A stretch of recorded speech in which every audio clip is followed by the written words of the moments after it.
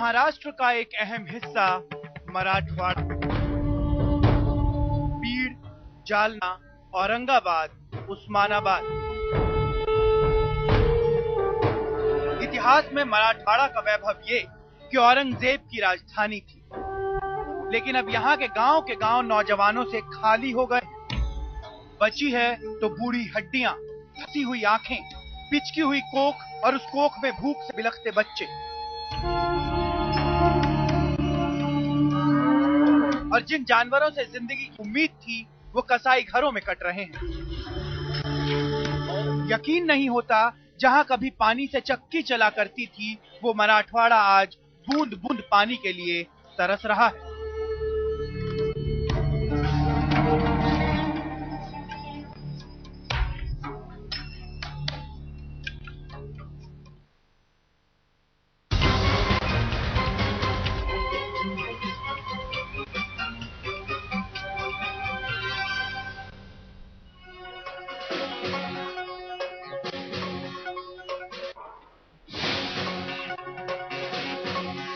नमस्कार, आप देख रहे हैं आज तक। आपके साथ मैं हूं अंजना ओम कश्यप। बिन पानी आप जी नहीं सकते और जीने की आदत किसी तरह डाली भी तो महंगाई जीने नहीं देती।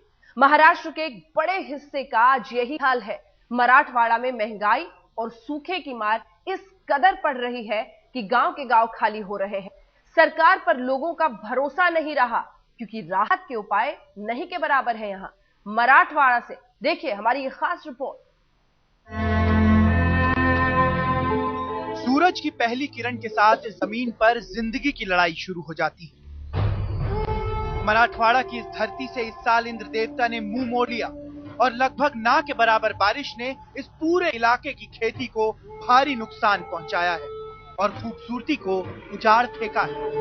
इस वक्त हम लोग मौजूद हैं महाराष्ट्र के मराठवाड़ा इलाके के बीड़ जिले में, जहां पे मोर और हिरन रोज देखे जा सकते हैं। इस पूरे इलाके में बहुतायत संख्या में मोर और हिरन मौजूद हैं, मगर सूखे की सबसे ज्यादा मार इन्हीं पशु पक्षियों पर पड़ी। इस रिपोर्ट में हम आपको दिखाएंगे कि कैसे एक आम आदमी, एक आम किसान इस सूखे की लड़ाई से लड़ रहा है।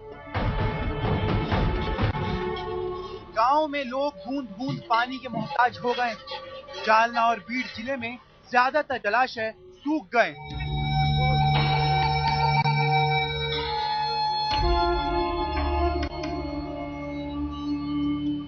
लोगों को पानी लाने के लिए कई किलोमीटर तक पैदल चलना पड़ता है। 5-6 दिवस एकदा येते.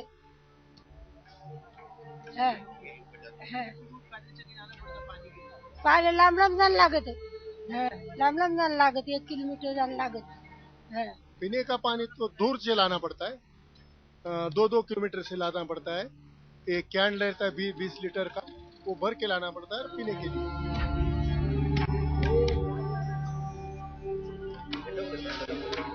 गांव में रहने वाले लोगों के लिए दूर से पानी लाने का विकल्प भी जल्द ही खत्म होने वाला है। जैसे जैसे पारा चढ़ रहा है, अनुमान ये लगाया जा रहा है कि अप्रैल के बाद रहा सहा पानी भी खत्म हो जाएगा। जहाँ पे आपकी बावड़ियां हैं आसपास, ये पूरा इलाका जहाँ से आप पानी लाते हैं, उसमें पानी है? मतलब पानी मिलेगा पीने को? है, लेकिन वो तो जनवरी एंड के बाद या फरवरी के 15 तारीख से के आगे नहीं जाने वाला। ऐसा है, 1 महीने तक पानी मिलेगा हमें। सरकार ने एक अच्छा फैसला लिया। इस पूरे इलाके में कंस्ट्रक्शन का काम बंद कर दिया गया है। सितंबर 2012 के बाद कम बारिश की वजह से जिला प्रशासन ने किसी भी तरह के कंस्ट्रक्शन के काम पर पाबंदी लगा दी है। नतीजा ये कि मजदूरों और कारीगरों को काम की तलाश में अपना घर-बार और अपनों को छोड़कर बाहर जाना पड़ रहा है। कैमरामैन महेश मोरे के साथ आदित्य अमर, बीड़ आज तक। खेती ने दगा दे दिया है। सूखे के मारे किसानों में इतनी कुव्वत नहीं कि महंगाई को झेल सके। ऐसे में कौन सा रास्ता बचता है? मराठवाड़ा के किसानों ने वो रास्ता चुना जो गांवों से शहर की ओर जाता है। हम लोग जालना जिले के करजत गांव में बैठे हुए हैं और जो इस गांव की कहानी है वही लगभग पूरे मराठवाड़ा की कहानी है, चाहे वो बीड़ का जिला हो, चाहे वो जालना का जिला हो।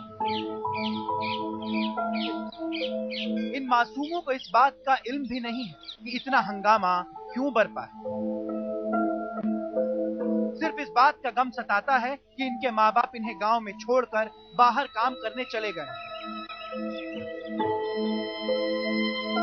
वैष्णवी और ओम की देखरेख अब इनके बूढ़े दादा दादी कर रहे हैं।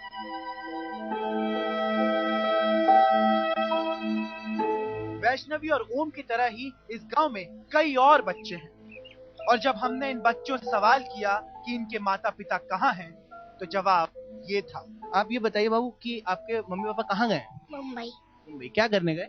काम बात होती है उनसे? होती है। कितने दिन पहले गए थे? 6 महीने। 6 महीने हो गए। जवाब सुनकर इनकी मासूमियत पर और प्यार आता है। इतने चुभने वाले सवाल को कैसे मुस्कुराते हुए सुलझा कर रख देते हैं। 2500 की जनसंख्या वाले इस करजत गांव से तकरीबन 1000 लोग बाहर काम करने गए हैं, और अच्छा है कि वो लोग यहाँ से चले गए, वरना उनके लिए भी पानी पुजाना मुश्किल हो जाता। जल ही नहीं तो कैसा जीवन। खेती और कमाई की बात तो आप भूल ही जाइए जनाब। ये बताइए कि आप लोगों ने क्या बोरवेल का ऑप्शन नहीं देखा? 4-5 लोग मिलकर बोरवेल भी लगा सकते थे, वो एक पानी का स्रोत हो सकता है। हाँ, बोर तो हमने लिए बहुत जने से, 5-5, 6-6 जने से शायद ग्रुप करके बोर लिया है, लेकिन उनको पानी नहीं मिला। 400-500 फुट भी बोर लिया, उसमें से एक बूंद भी पानी नहीं आ रहा। खोदा पहाड़ निकली चुहिया, वो भी मरी हुई, और उस पर बोनस में नियति की बेरहमी। परेशानियों और यात्राओं का पुलिंदा यहीं खत्म नहीं होता। सरकार ने जैसे तैसे पानी की व्यवस्था तो की, पर उसे ठेकेदारों की कामचोरी और लालच ने लोगों तक पहुंचना दूभर कर दिया है। और जो पानी देते हैं वो भी पीने लायक पानी नहीं है। जो है अम्बड़ में जो नाला है, पूरा अम्बड़ शहर का जो जाता है नाले की तरफ पानी जाता है, वहाँ एक थोड़ा कुआं है, और कुएं से पानी जो लाते हैं वो ना जानवर के पीने के लायक नहीं। उसमें जानवर के लिए पीने के लायक नहीं, वो आदमी पीते हैं। उससे स्नान किया किसने तो काला काला पड़ जाता है, और बाल उसमें चिकट हो जाते हैं, इतना उसमें गंदगी है। मराठवाड़ा की हालत देखकर यह कहना गलत नहीं होगा कि यहाँ गंदगी ही जिंदगी है, लेकिन करें तो करें क्या? कुल मिला के मामला ऐसा है पूरे मराठवाड़ा का कि सुबह जब सूर्य की पहली किरण पड़ती है और शाम को जब सूर्यास्त होता है, उसके बीच में आदमी सिर्फ इस उम्मीद में जी रहा है कि शायद इस बार बारिश अच्छी होगी और उनकी जिंदगी पटरी पर आ जाएगी। कैमरामैन महेश मोरे के साथ आदित्य मन, करजत, आज तक। मराठवाड़ा में जिस तरह से सूखे और महंगाई की मार पड़ रही है, सिर्फ इंसान नहीं जानवरों पर भी असर पड़ा है। किसानों ने मजबूरी में अपने मवेशी बेचने शुरू किए हैं, लेकिन ये डर भी लोगों को सता रहा है कि अगले साल खेती के लिए जानवर कहां से लाएंगे।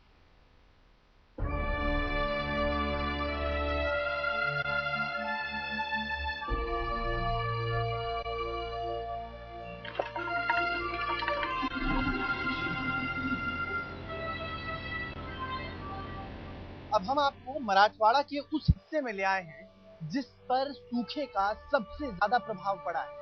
ये वो हिस्सा है जहां से बड़ी संख्या में लोगों का पलायन शुरू हो चुका है काम की तलाश में। ये वो हिस्सा है जहां पे इंसानों और पशुओं को, जानवरों को पीने का पानी 20-20 दिन बाद मुहैया हो रहा है। इस जिले का नाम है जालना।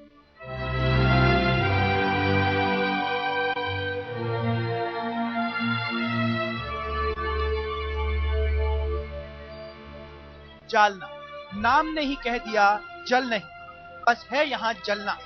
इंसान जलता है तो कह देता है, लेकिन बेजुबान जानवर जालना के सितम पर कैसे बोले, और अगर बोले तो समझे कौन।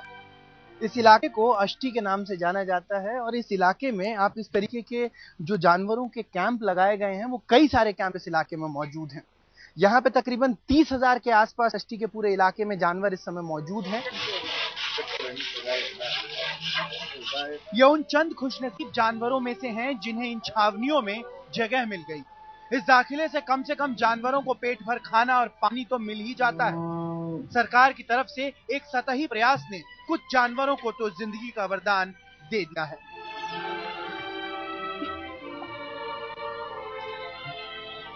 जो बड़ा जानवर होता है इसके लिए 60 रुपीज रेट फिक्स किया है, और 30 रुपीज छोटे जानवर को देने का डिसीजन हुआ है। सरकारी इंतजाम है तो सरकारी पनाह तो दिखेगा ही। इन जानवरों को पिछले 2 महीनों से गन्ने की कुट्टी ही दी जा रही है। एक ही तरह का खाना खाने से मवेशी बीमार हो रहे हैं। जिला प्रशासन के अनुसार हर कैंप के लिए डॉक्टर का इंतजाम भी किया गया है, पर हकीकत कुछ और ही है।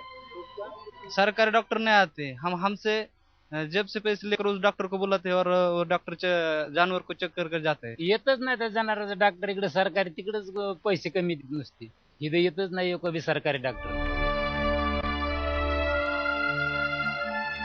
कई किसान ऐसे भी हैं जिनके जानवरों को यहाँ जगह नहीं मिली, कारण कि छावनी में सीट फुल हो चुकी थी या वो उस तालुका से ताल्लुक नहीं रखते। वजह चाहे जो भी हो, पर ना तो इन किसानों पर और ना ही उनके जानवरों पर किसी ने दया करने की सोची भी। 2, 4, 20, 25 ऐसे जितने आते हैं उधर दूसरी छावनी में चले जाते, क्योंकि इधर 3000 जानवर पूर्ण होते गए, इसलिए इधर नहीं रहती थी। आपने देखा ना कितने लोग आते हैं यहाँ पे? तो बहुत लोग आए थे और उसे यहाँ जगह नहीं मिली, वो फिर वापस चले। वो बदनसीब किसान जिनके जानवरों को ना तो छावनी में जगह मिली और ना तो किसान उन्हें पालने की कुव्वत रखते हैं, वो जानवर कैसे मौत के मुंह में जा रहे हैं, जानने के लिए देखते रहिए हमारी एक खास रिपोर्ट। आदित्य मन, मराठवाड़ा आज तक।